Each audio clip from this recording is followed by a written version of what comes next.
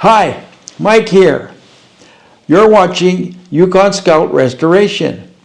In this video, I will inspect and reseal the 4-speed Synchromesh transmission for my 1966 International Scout 800.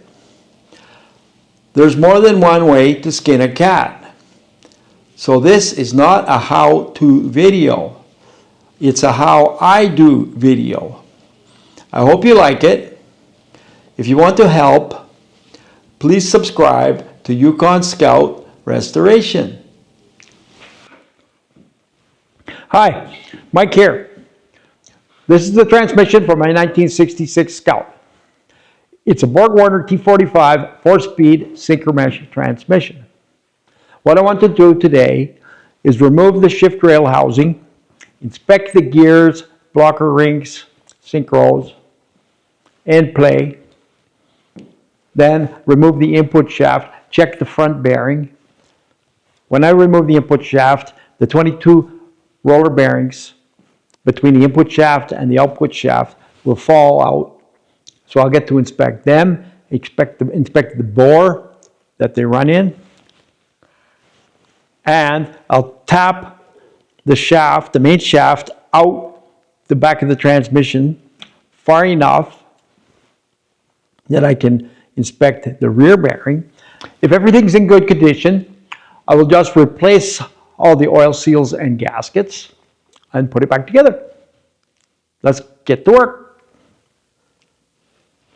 Okay, so the first thing I'm going to do is remove the shifter. Power pin right here that goes in here into this notch.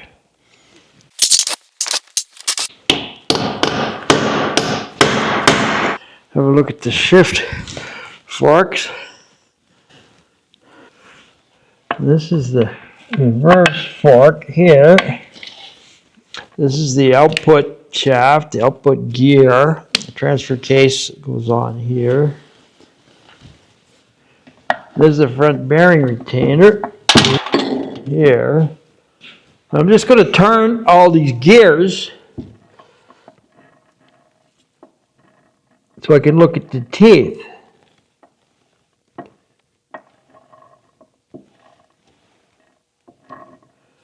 Just checking for teeth all broken off the blocker rings, teeth off the synchro, you know.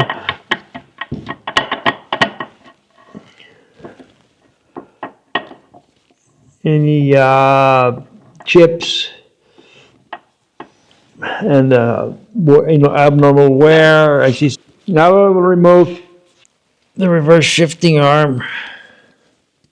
There's a lock pin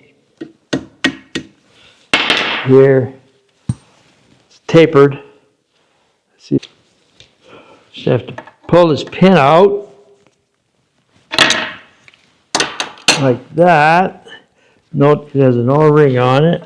This synchro all the way to the rear in order to have enough room to pull this out, right?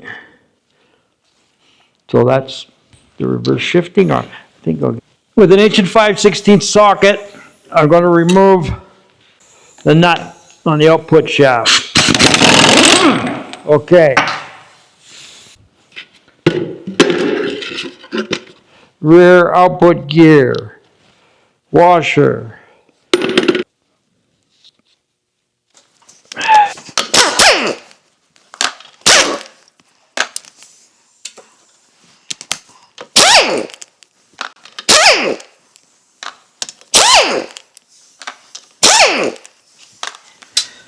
So just slide that off of there nicely.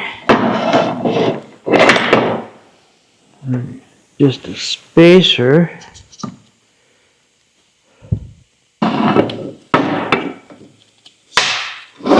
There's the adapter with the rear seal.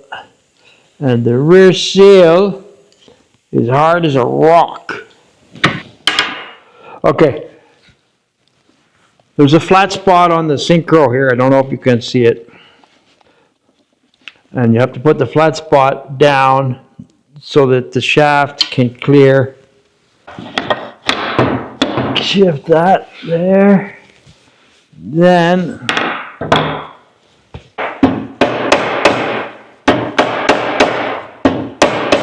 I'm gently prying on the snap ring. Another way is to tap the drive gear forward with a block of wood. The needle bearings fall into the casing and onto the floor.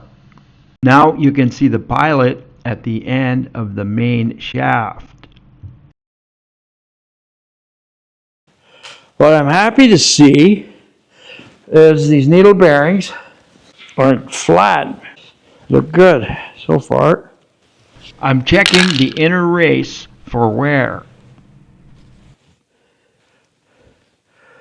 Feels pretty good inside the bore there where the bearings run. It's nice and smooth. I don't see any damage. Don't see any damage to the gear. A little bit of rust, which is telling me maybe this transmission had water, some water in it. Bearing.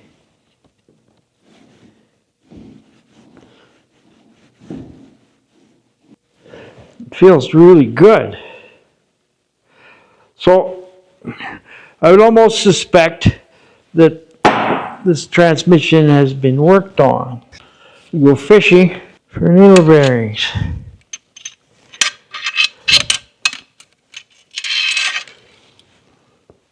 There's 3 more. And these needle bearings are in excellent condition. I removed the rest of the rollers, 22 of them total, from the bottom of the transmission casing. In order to do that, I took off the PTO cover and fished them out with a magnet. Then, with a hammer handle, I tapped the shaft forward, or backwards actually, until the rear bearing came out far enough that I could either pull it off or check it. And this bearing is good. This bearing is very good. The gears are good. The blocker rings are good. I was able to spin the reverse idler before I pushed this back. The reverse idler is free, smooth, going well. At this point, in order to disassemble the transmission further, I have to pull the rear bearing. But it's a perfectly good rear bearing, and I'll probably damage it. And I don't think there's any need to do that, because the cluster gear turn very smoothly. They have virtually no end play, no lateral up and down movement. So everything's good. So why pull off a perfectly good bearing? So I'm just going to put it back together. So before I start tapping this bearing back in, I put a rag on the other end of the shaft and a pair of vice grips so the synchro won't fall off the end, right? And I'm just gently, with a plastic dead blow hammer, but at the moment I'm just hitting on the outer bearing race, and it's going in slowly. Just turn it every once in a while, make sure everything's free, and I'm holding up slightly on this end.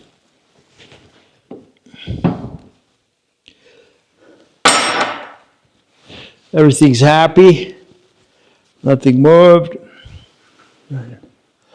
So now I've cleaned out some parts a bit with Reseal and compressed air, this blocker ring. So I'm just going to put that back in there. I'll just put a little bit of gear oil on it. There. So that's in place. Because I'm going to, when I get this shaft back in, I'm going to blast the whole case out from above with Reseal. Just put a little bit of grease in here to hold the needle bearings. Just put those bearings in there. 22 of them. So we have a full house. All the bearings are home. The washer. Now, remember, the flat side has to go like this to clear the gear. There. Pretty happy. Everybody's at home. Just have to gently tap this.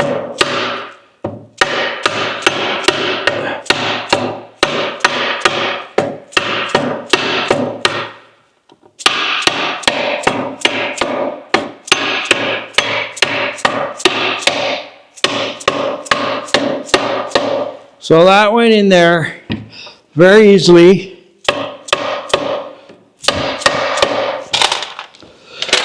And this is the bearing retainer. So we're back to the lever. And this is the pin that holds the lever in. And this is the O-ring, which actually ain't bad. But of course I'm going to replace that O-ring. So that's all been lubricated.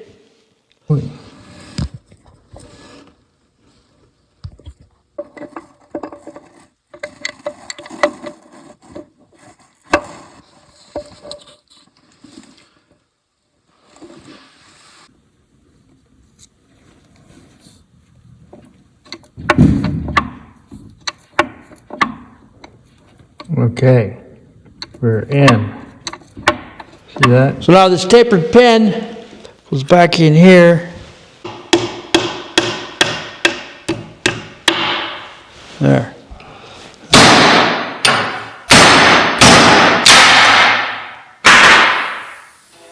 So now I'm just going to blast this case out with Reseal. It'll run out, everything will run out, the PTO. Note, there was very little sludge in the bottom of the casing, just normal wear.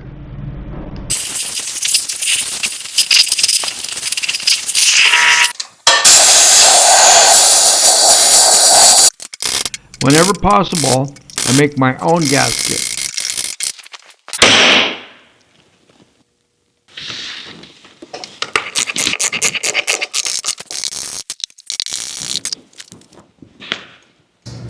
I'm installing the seal in the front bearing retainer.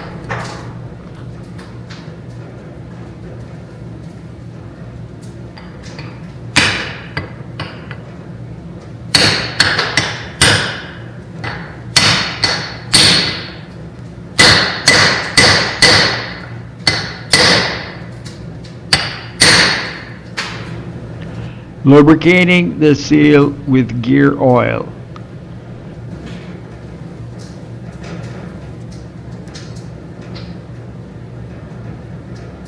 I always use emery cloth to clean up any machine surface where a seal rides.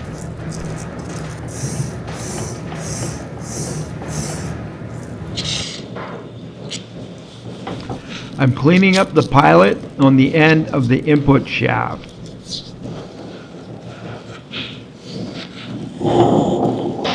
The oil drain hole on the front bearing retainer goes at the bottom.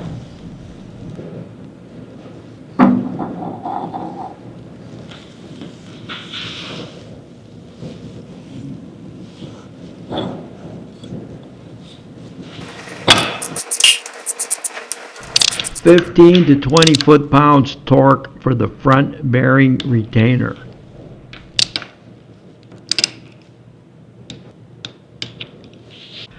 (30 to 40 foot-pounds for the PTO cover bolts.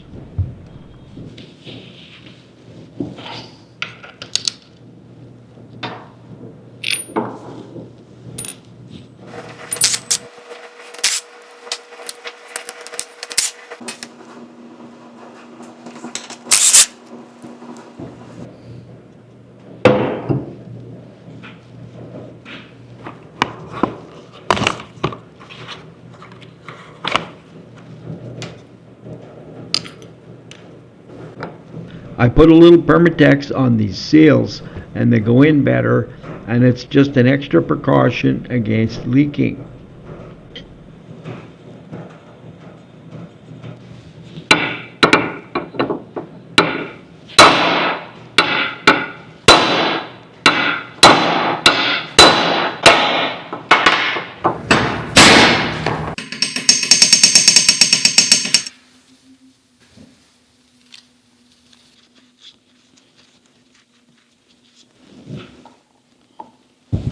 Lubricating the seal with gear oil.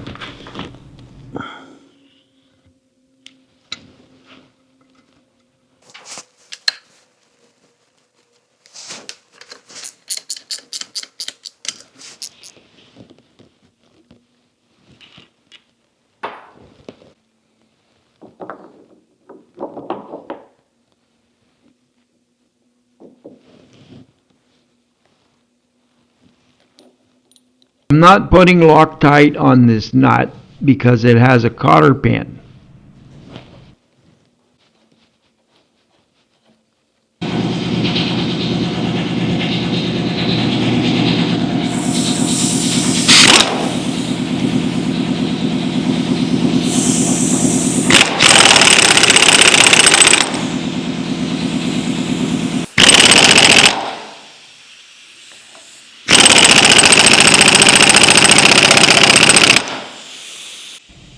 In my opinion, this torque spec is way too high for this type of bearing. So I just beat it on with an impact, line up the hole, and put the cotter key in, and it's good to go.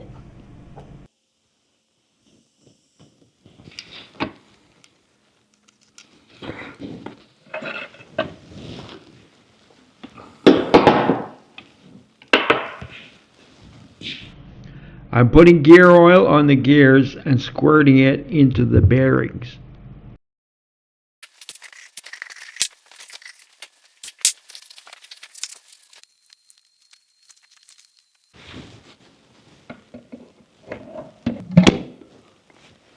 How might it work?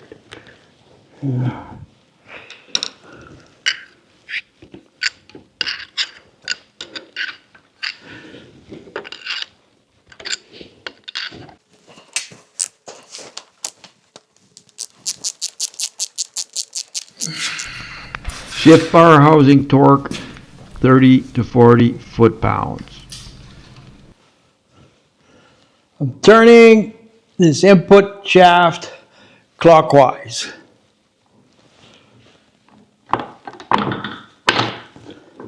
This is first gear. I'm turning it always the same speed. This is second gear. Third gear, fourth gear, reverse, back to neutral. In conclusion, I'm extremely lucky to have a Scout of this vintage with a good transmission. It must have been previously rebuilt or not used much. When these transmissions are badly worn, they jump out of gear because the needle bearings between the two shafts wear out. Mine are not worn at all. The gears and ball bearings are also in excellent condition. Typically, the teeth on the low reverse idler are rounded off. This is okay. It makes it easier to put in gear. They get rounded off because when the Scout is idling, the low reverse idler gear is spinning, especially if the oil is cold. That's why people grind the gears when they engage first or reverse gears. The trick is to first put it in second gear. Then with the clutch still disengaged, you can slip it into first or reverse without grinding. Because when you put it in second, the idler stops spinning. Next week, my video will be transfer case. If you want to help, please subscribe to my channel. Mike Morrow, over and out.